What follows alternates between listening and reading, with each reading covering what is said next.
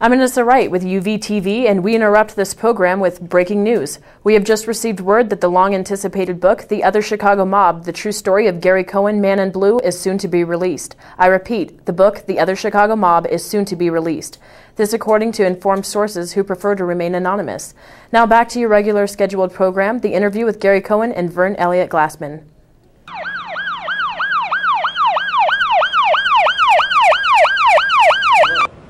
I am Verne Elliot Glassman, author of The Other Chicago Mob, which is the true story of Gary Cohen, Man in Blue. He was a police officer in the city of Chicago from 1966 to 1988. And this story is a police story never told before.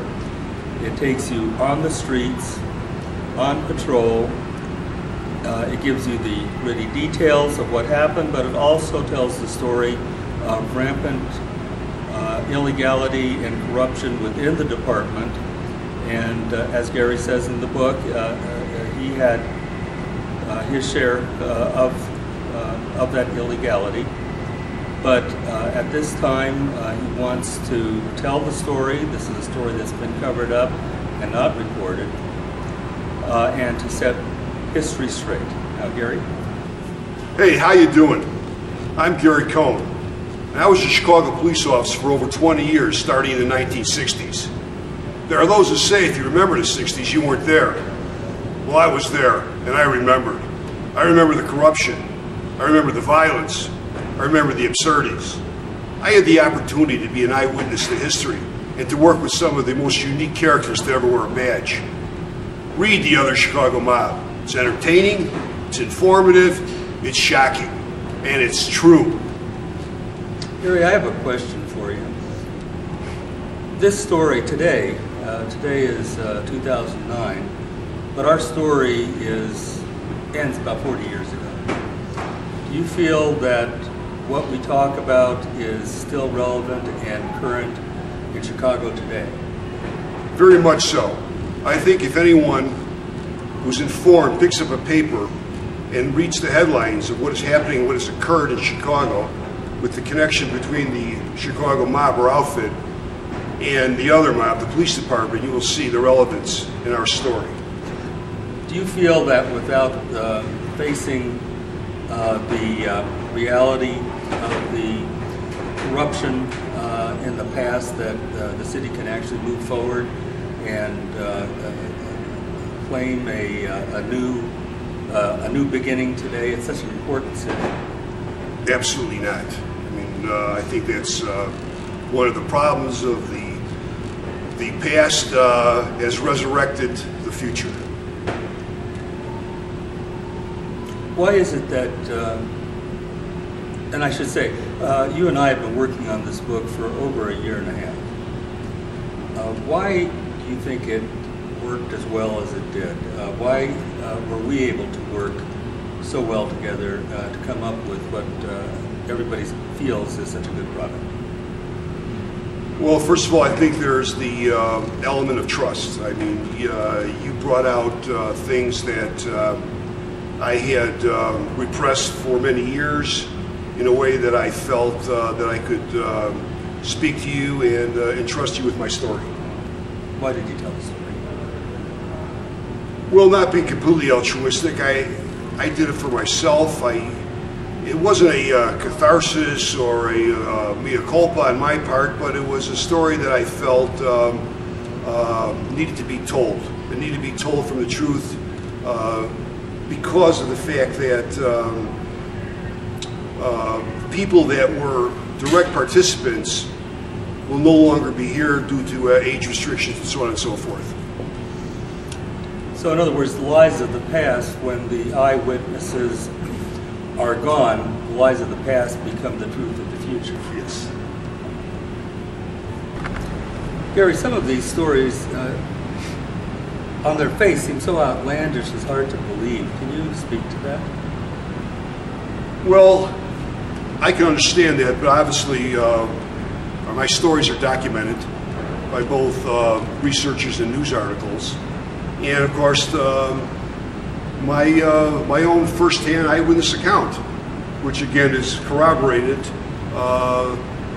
fortunately, by the fact that a lot of this, or a lot of these things I did, the notoriety involved with it was documented by the local press at the time. Gary, we've all heard of the code of silence that police officers everywhere need to live by. Yet you've broken that. Can you speak to that? Yeah, I don't think, I think it's obvious that I don't think I broke it while I was working. I mean, now 40 years later, with the circumstances being different, and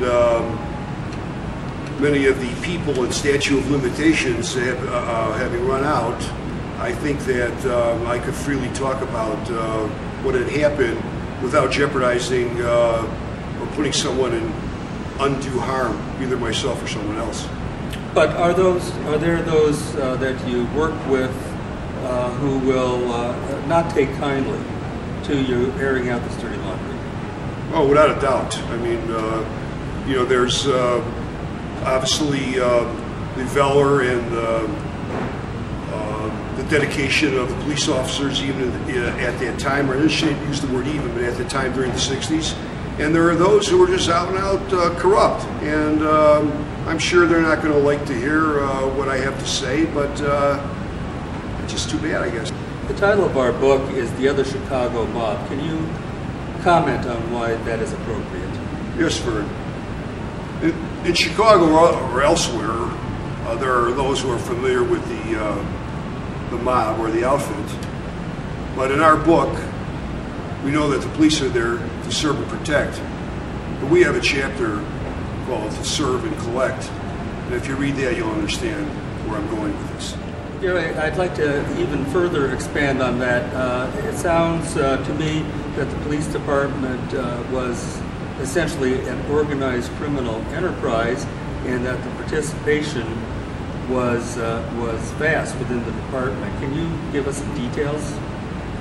Well, of course, I can only speak for what I know and what I've seen, but I'm basing my experience that in my career on the police department, I wasn't stationed in one area.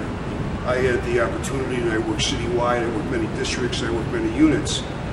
And in those early days, it seemed that everyone had their own little niche for alternative revenues. I mean, the traffic guys made traffic stops. They made money off of motorists. There was tow trucks that drivers that were paid off. There were shakedowns of taverns. Everybody, or most everyone that worked, I shouldn't say everybody, but most everyone worked, had their own little side business. And many people, when they entered the force, they entered it with the idea that they were going there to make money. Well, let me ask you, if this was not okay with you, say you entered with altruistic reasons, you wanted to serve, protect, to help, and you found yourself in this situation, what could you do? Well, I entered the police department being an idealistic 20-something-year-old, not naive to the street, but naive to the workings of the police department. But once you found out what the score was, and that most people were on the take, and that you were partnered up with someone, you could very, very well not say, I don't want, or I don't want to be a part of this, because how could you work as a lone entity, answering calls, going down those dark alleys with men with guns with no backup? And remember, the people I worked with, this wasn't your corporate 500 company. These people were armed, and they had their own agenda to protect. They didn't hold a gun to your head and say you have to stay there and participate. That's quite right. Your alternative was to quit. And in spite of what was going on, I didn't quit. And I think I believe, as many other young people that entered the force at that time, that a lot of what you were doing wasn't really criminal. It was the norm. It was par for the course at the time.